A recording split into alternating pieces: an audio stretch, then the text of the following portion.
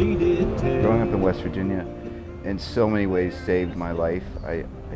And inspired everything really good that I am came from being raised by my grandmother, because we didn't have a lot, but we didn't know we didn't have a lot.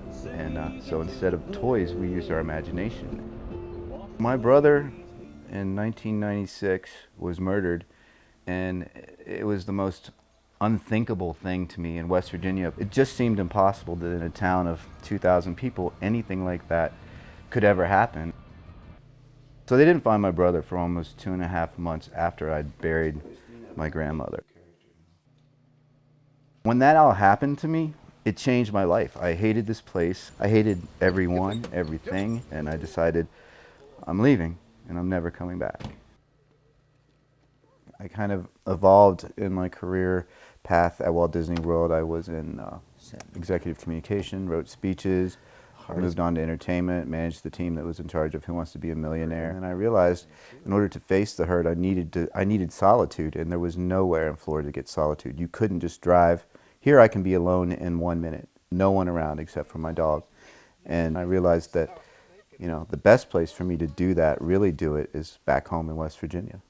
I was really kind of sad for the first couple of weeks, and once I started driving around and I found places that really made me feel comfortable and back at home, like such as Stewart's, it became a lot easier. I started building a family here, and once I started making those connections, I was back at home. I'm the marketing director at Carnegie Hall. My job is to promote the arts. Our tagline is bring the arts to life, and that's really the focus of what I do through marketing, communication, community outreach, and involvement. It's really to make sure that the heartbeat of the arts in Lewisburg remains strong.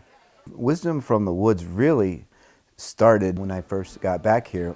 I was just flooded with emotions about the experience of being here, and it was like sensory overload. Everything I saw, everything I heard just was so meaningful, and I just started writing it down. That's an important journey every West Virginian needs to make, is to leave, to go away, and all those things that you find yourself frustrated with and annoyed by, you will long for and miss. So that's my challenge to anyone in West Virginia who says they'll never come back.